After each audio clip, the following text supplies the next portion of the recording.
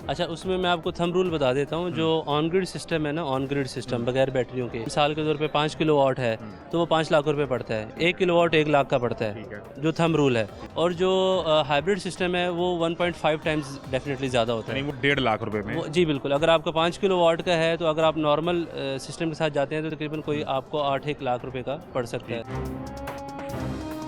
मुझे अब लास्टली बस एक चीज़ बता दें। जी मेरे पास थे पिछले साल बिजली का बिल मुझे आया 50,000 या 60,000। मैं एक ठीक आम है, आदमी हूँ। ठीक है। मैंने पिछले पूरे साल कुछ पैसे जमा किए, कमेटी डाली, को घर में को अगर सोना पड़ा था तो बेच दिया, और प्लान मैंने ये किया कि मेरी जेब में 10 लाख रुपए आ जाए। मैंने अगले साल अप्रैल में या मई में गर्मी शुरू होने से पहले एक सेटअप लगवा लेना है, और मेरी 10 लाख की कोटेशन में उस वक्त 8 केवी का सेटअप बन रहा था ठीक है, ऑन ग्रिड पे। ठीक है। है। इस दफ़ा मार्केट में आया हूँ तो सोलर पैनल का रेट तो कम है, लेकिन जो इन्वर्टर है उसकी कीमत बढ़ गई, बैटरी की कीमत बढ़ गई। ऑन ग्रिड पे मुझे 10 रुपए का यूनिट मिलना है, वो मेरी कोटेशन से बाहर हो गया। अब मैंने हाइब्रिड लगाना है तो 10 लाख में वही हाइब्रिड सेटअप कितने केवी का लगेगा? 6 केवी का, 4 केवी का, कितने का लगेगा?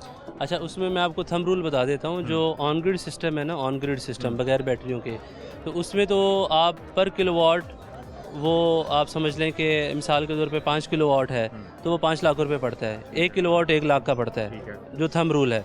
5 किलोवाट 5 लाख का, 10 किलोवाट 10 लाख का, 15 किलोवाट 15 लाख आपने का। जितने किलोवाट लगाना है उसको लाख से मल्टीप्लाई उसको करना। लाख से मल्टीप्लाई कर लें। ऑन ग्रिड सिस्टम का तो ये है। ठीक है। और जो हाइब्रिड सिस्टम है वो 1.5 टाइम्स डेफिनेटली ज़्यादा होता है। यानी वो 1.5 लाख रुपए में। जी बिल्कुल, अगर आपका 5 किलोवाट का है तो अगर आप नॉर्मल सिस्टम के साथ जाते हैं तो तकरीबन कोई आपको 8-1 लाख रुपए का पड़ सकता है, 7.5-8 लाख रुपए का ठीक है। पड़ सकता है। और अगर आप लिथियम बैटरी के ऊपर जाएंगे तो फिर इसको आप डबल कर लें, 1.8 टाइम्स कर लें तकरीबन, तो वो आपको तो कॉस्ट 10 की लाख पड़ेगी। रुपए को फिर हम तकसीम करेंगे 1.5 लाख पे।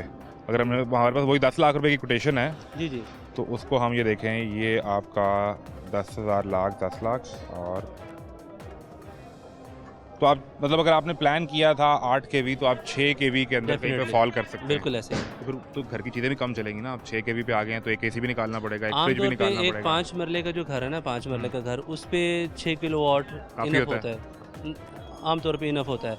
और जब आप 10 मरले के ऊपर चले जाते हैं तो 10 मरले के ऊपर 10 किलोवाट, यानी मरले के ठीक है। हिसाब से वो भी मरले के हिसाब से ये भी आप एक थंब रूल ये भी अंदाजा काम लगा हुआ है। सकते हैं कि अब 5 मुझे मरले 5 किलोवाट, आखिरी 10 बिल्कुल मरले आखिरी 10 चीज़ बता किलोवाट। दें, वो 6 केवी का हाइब्रिड लगाया है, इसमें एसी कितने चलाने हैं?